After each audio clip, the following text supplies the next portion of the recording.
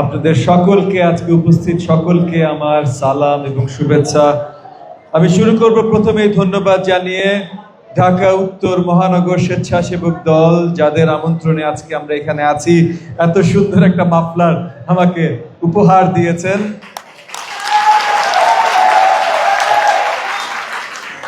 ঢাকা মহানগর স্বেচ্ছাসেবক দল, উত্তর স্বেচ্ছাসেবক দল এবং তার সিনিয়র সহসভাপতি লিটন মাহমুদ সহ ঢাকা মহানগর স্বেচ্ছাসেবক দল, মোহাম্মদপুর থানা, আদাবর থানা, শেরেবাংলানগর থানা স্বেচ্ছাসেবক দল এবং এই থানাগুলোতে যতগুলো ওয়ার্ড, সকলের স্বেচ্ছাসেবক দলের যত নেতৃবৃন্দ আছেন তারা আমার সাথে আমাকে সারাক্ষণ সহযোগিতা করে যাচ্ছেন।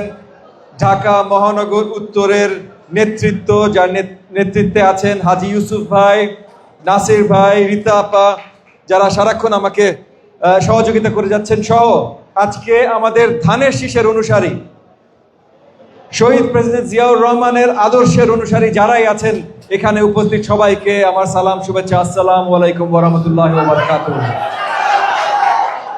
আমরা একটু বসে আজকে আলোচনা করারই কথা, আলোচনা করব। আগামী সপ্তাহ থেকে আমাদের কর্মকাণ্ড শুরু হবে।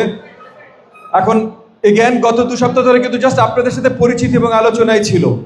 তো আলোচনার শুরুতে আমি একটা জিনিস বলি, মাত্র সেই দিন অগ্নিকাণ্ডের ঘটনা ঘটলো, এর আগে কৃষি মার্কে অগ্নিকাণ্ডের ঘটনা ঘটলো। ঢাকা শহর সহ পুরো দেশে অনেক গুরুত্বপূর্ণ জায়গায় ইতিমধ্যে আমরা অগ্নিকাণ্ডের বড় বড় ঘটনা দেখেছি। অনেক আছে ষড়যন্ত্র চলছে দেশের বিরুদ্ধে, গণতন্ত্রের বিরুদ্ধে। আবার অনেক জায়গায় আমরা নিজেরাই সচেতন না, সিটি কর্পোরেশন সার্ভিসেস গুলো তৈরি না আমাদের সহযোগিতা আসার জন্য। 2022 সালে আমার নিজের বাড়িতে আগুন লাগে, আমার বাড়িতে গেন আমি নগণ্য ব্যক্তি, কিন্তু আমার নিচের তলায় অ্যাপেলেট ডিভিশনের জাস্টিস আছেন, আমার উপরের তলায় মেজর জেনারেল আছেন। তো অনেক গুরুত্বপূর্ণ ব্যক্তি আমার বিল্ডিং এ আছেন। আমি নাইলে নগণ্য, কিন্তু এরা অনেক গুরুত্বপূর্ণ ব্যক্তি। তারপরও 1 ঘন্টার উপরে লেগেছে দমকল বাহিনীর আসতে। 1 ঘন্টার উপরে। 1 ঘন্টায় কতখানি ক্ষতি হয়ে যেতে পারে একটা বিল্ডিং, একটা বাড়ির, আপনারা চিন্তা করেন। এই ব্যবস্থাগুলো আমাদের রাখতে হবে। ভাই আমরা একটু বসি, ক্যামেরা নিয়ে ছবি তোলার সময় অনেক আসবে, আমরা একটু বসি ভাই। না ঠিক আছে, আমরা একটু বসি ভাই, বসি। তো এই জায়গাগুলো থেকে আমাদের অনেক দায়িত্ব আছে। আমরা যুগপৎ আন্দোলন, বাংলাদেশ জাতীয়তাবাদী দলের নেতৃত্বে যে যুগপৎ আন্দোলন, সেখান থেকে আমরা 31 দফা ইতিমধ্যে দিয়েছি। জনাব তারেক রহমানের নেতৃত্বে আমরা 31 দফা দিয়েছি, যার ভিতরে এই সব কিছু আমরা কভার করি যে জনজীবনের যত ঝামেলা আছে সবকিছু যেন আমরা সঠিকভাবে মুছে দিতে সক্ষম হই। এবং এইটা একমাত্র আগামী নির্বাচনে যদি আমরা ধানের শীষে জয়ী হয়ে আসতে পারি, তাইলেই বাংলাদেশের জনগণকে এইটা আমরা দিতে পারবো। আজকে 2-1টা কথা উঠে এসেছে, কারণ কথা চলছে তো কথা উঠবে না কেন? আমার এক ভাই মার্কা নিয়ে কথা বলেছেন, আরো 2-1 ভাই মার্কা নিয়ে কথা বলেছেন, হাজি ইউসুফ ভাই মার্কা নিয়ে কথা বলেছেন। তো মার্কা নিয়ে একটু কথা বলাটা অত্যন্ত গুরুত্বপূর্ণ।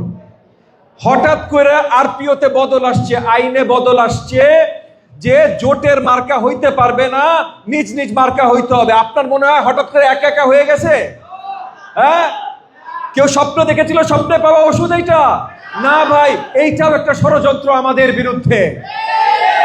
যুগপৎ আন্দোলনে প্রথমে বেগম খালেদা জিয়ার নেতৃত্বে, তারপর উনি যখন অসুস্থ হয়ে পড়লেন, যখন দায়িত্ব নিলেন আপনাদের ভারপ্রাপ্ত চেয়ারপারসন জনাব তারেক রহমান, তখন জনাব তারেক রহমানের নেতৃত্বে 61টা দল, চিনি না চিনি গুরুত্বপূর্ণ না ভাই, 61টা দল হাসিনার বিরুদ্ধে কর্মসূচি করেছে, আন্দোলন করেছে।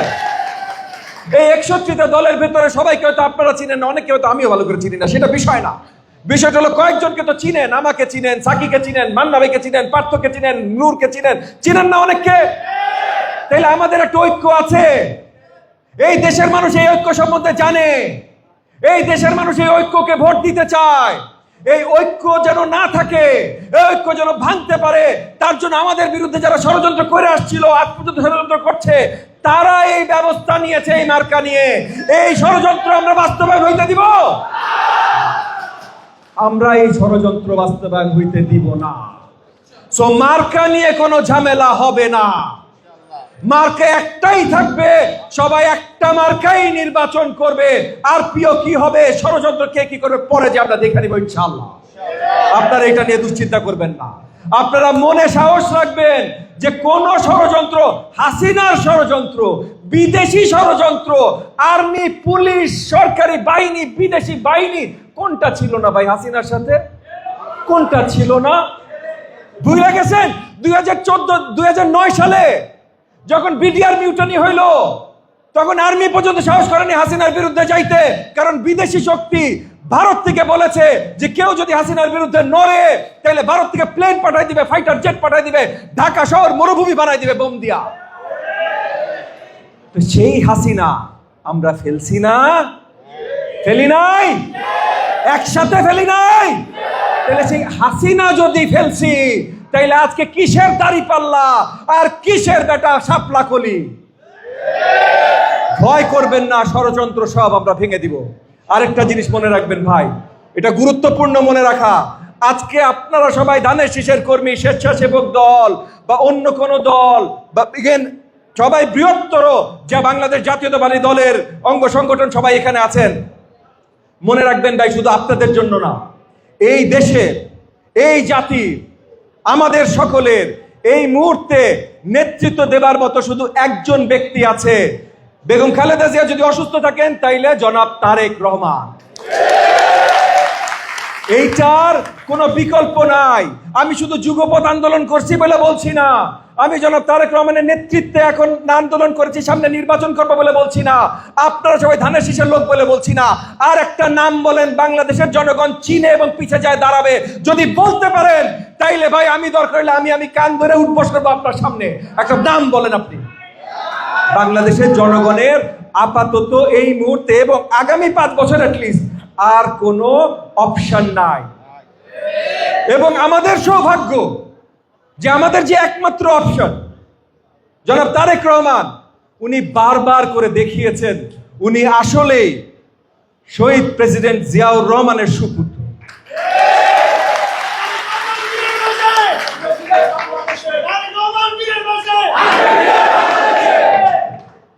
এই জিনিসটা মনে রাখা অত্যন্ত গুরুত্বপূর্ণ এবং এইটাও ঘরে ঘরে পৌঁছায় দেওয়া অত্যন্ত গুরুত্বপূর্ণ।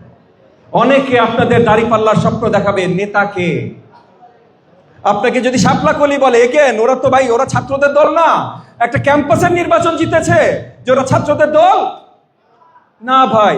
আর প্রাইভেট বিশ্ববিদ্যালয়ে অলরেডি ওদেরকে অবাঞ্ছিত ঘোষণা করেছে, তাহলে ওরা ছাত্রদের দল কেমনে হইল ভাই? ভুলে যায় না, আগামীর বাংলাদেশ গড়তে সঠিক নেতৃত্ব লাগবে। আর নেতা এই মুহূর্তে এই দেশ ও জাতির জনাব তারেক রহমানের বাইরে কেউ নাই। এইটা সবাই বুঝতে হবে, সবাই জানতে হবে। যদি সঠিক ভবিষ্যতে যাইতে হয়, যদি বাংলাদেশকে গণতান্ত্রিক ভবিষ্যৎ দিতে না চান, যদি চান অন্য কোনো শক্তি আসে, যদি চান বিদেশি শক্তি মাঝখান দিয়ে বাদ দিয়ে ঢুকে যায়, তাইলে আপনারা বলতেই পারেন না আমার তারেক রহমানের দরকার নাই, আমার সঠিক নেতৃত্বের দরকার নাই, আমরা এই দিক ওই দিক যাবো। আসলে কোন সঠিক দেশপ্রেমী বাংলাদেশে এটা চায় ভাই? না। তাহলে এইটা যখন সঠিকভাবে পৌঁছায় দিবেন ঘরে ঘরে, তখন কিন্তু দেখবেন আগামী নির্বাচন একমাত্র ধানের শীষেরই হবে, আর কারো হইতে পারে না। এই নির্বাচনে জয় লাভ করার জন্য ভাই আমাদের সবার একসাথে থাকতে হবে। আমি শুনেছি আজকেও আমাদের নিজেদের ভিতরে অনেক বিভাজন আছে, ঠিক আছে থাকতেই পারে, কিন্তু বড় যখন আমাদের টার্গেট, তখন ছোট বিভাজন আমাদের খেয়াল রাখলে, নজর দিলে চলবে না। গত 15 বছর আমাদের বড় টার্গেট ছিল স্বৈরাচারের পতন। তখন কি আমরা ঝগড়া করছি ভাই? করি নাই তো। তাহলে এখন আমাদের বড় টার্গেট জনগণকে আসলে সঠিক গণতান্ত্রিক সরকার দেয়া, ধানের শীষের নতুন সরকার দেয়া। এখন আমাদের নিজেদের মধ্যে বিভাজন থাকলে চলবে না। আজকেও আমি শুনেছি আমাদের আদাবরের ভাইয়েরা ঠিকভাবে হয়তো আজকে আসে নাই, আমি তাদের সাথে বসতে চাই, তাদের সাথে কথা বলতে চাই, কিন্তু এই জিনিসগুলা ভাই আগামী নির্বাচনে হবে না। আমাদের সবার একসাথে কাজ করতে হবে। সময় অল্প, আর ভুলে যায় না সবাই ত্যাগ স্বীকার করেছেন না ভাই, আমরা সবাই ত্যাগ স্বীকার করেছি। আমার আদাবরের ভাইয়েরাও, আদাবর স্বেচ্ছাসেবক দলের ভাইয়েরাও ত্যাগ স্বীকার করেছে। 31 ওয়ার্ড, 30 ওয়ার্ড, 29, 28, 32, 33, 34 এমন কোনো ওয়ার্ড নাই যেখানে আপনারা ত্যাগ স্বীকার করেন নাই। করেন নাই ভাই? সবাই তো করেছেন। কিন্তু সঠিক সময় সঠিক কাজটা না করলে কিন্তু পিছিয়ে পড়ে যাবেন ভাই।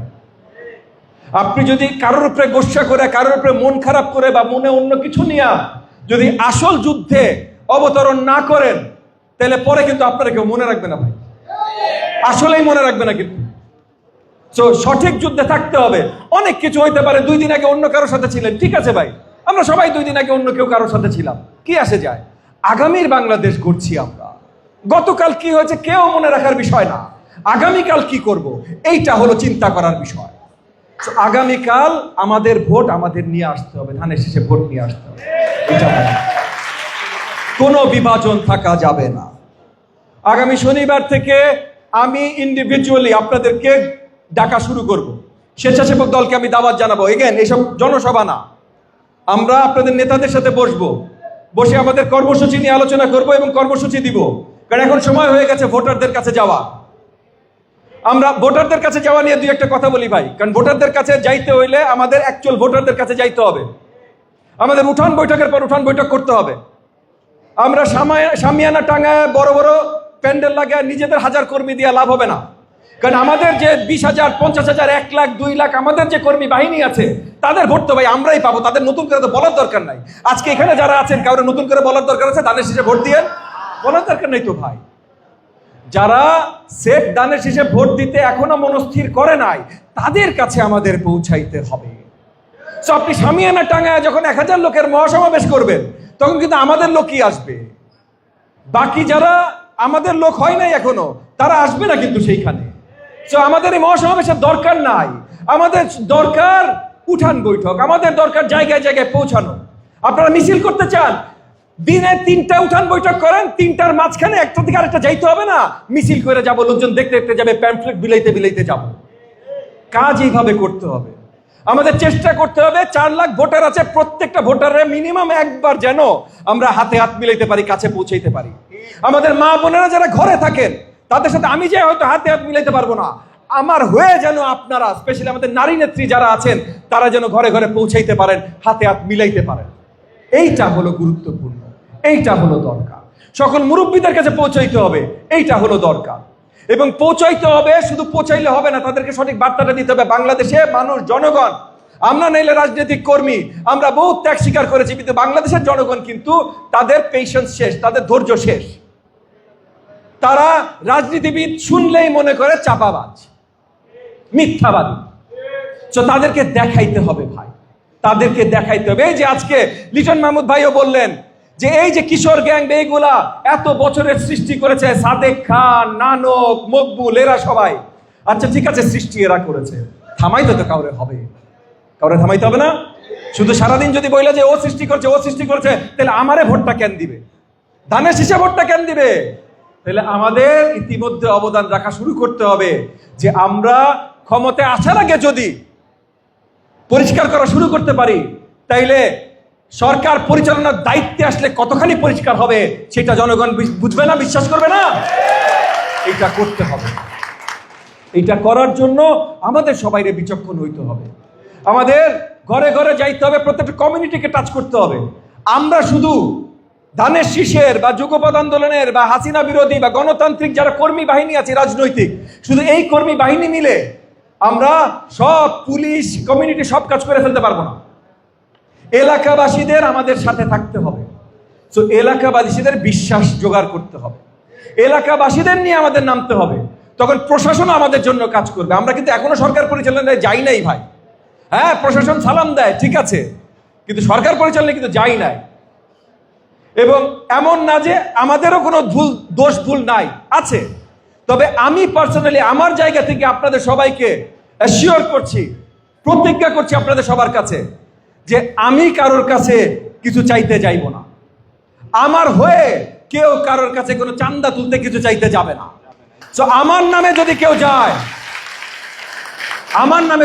যায়, ভাই পরিষ্কার করে দিয়েন, ববি ভাই চান্দা চাই নাই, বয় ভাই চান্দা চায় নাই, বয় ভাই কারো ঠ্যাক দেয় নাই, এইসব কাজ তার দ্বারা হয় না। এবং আপনারা এটা ঘরে ঘরে পৌঁছায় দিয়ে এই কথা, আমাদের ব্যবসায়ী ভাই বোনদের কাছে পৌঁছায় দিয়ে এই কথা। হ্যাঁ, তাদের সহযোগিতা আমরা চাই ভাই, প্রত্যেকটা ব্যবসায়ী সহযোগিতা চাই, প্রত্যেকটা বাড়ির মালিকের সহযোগিতা চাই, প্রত্যেকটা ভোটারের সহযোগিতা চাই। কিসের জন্য সহযোগিতা চাই? এই মোহাম্মদপুর, আদাবর, শেরেবাংলা নগর এলাকা যেন বাংলাদেশের মডেল এলাকা হয়। এখন মডেল কুখ্যাত এলাকা যেন মডেল বিখ্যাত এলাকা হয়, এইটার জন্য সহযোগিতা চাই। এই কাজগুলা ভাই সকলে মিলেই করতে হবে। শিক্ষার্থীদের আগায় নিয়ে আসতে হবে। এইখানে বড় বড় কলেজ আছে, বিশ্ববিদ্যালয় আছে, স্কুল আছে, তাদেরকে নিয়ে আসতে হবে।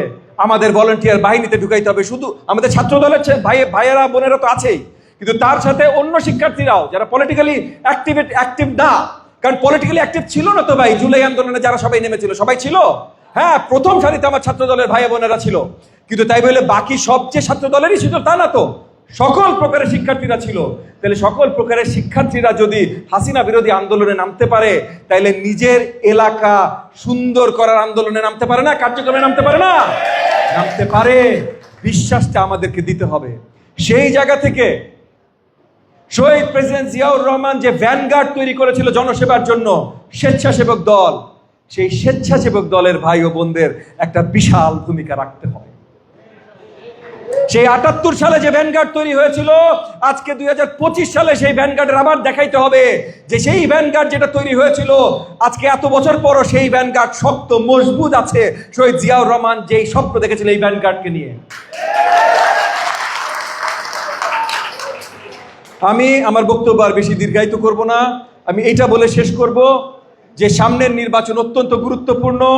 খুব স্ট্র্যাটেজিক্যালি, কৌশলগতভাবে আমাদের কাজ করতে হবে। এই কৌশলগুলো আগামী শনিবার থেকে আমি আপনাদের নেতৃত্বস্থানীয় যারা আছে সবার সাথে বসা শুরু করব, এবং আমি চাই আপনারা পুরোপুরি সহযোগিতা আমার সাথে করেন। আজকে এখানেও সবাই আমাকে প্রমিস করেছেন আপনারা সহযোগিতা করবেন, কারণ এই নির্বাচন আমাদের সবার। এই নির্বাচন ধানের শীষের সরকার গঠন করা, এই নির্বাচন আগামীর প্রধানমন্ত্রী জনাব তারেক রহমানকে সরকার প্রধান হিসেবে অধিষ্ঠিত করা, এই নির্বাচন বাংলাদেশে গণতন্ত্র আবার পুনঃসৃষ্টি করা। এই নির্বাচনে আমরা কোনো ভুল করতে পারি না। আপনাদের সকলকে ধন্যবাদ। বাংলাদেশ জিন্দাবাদ।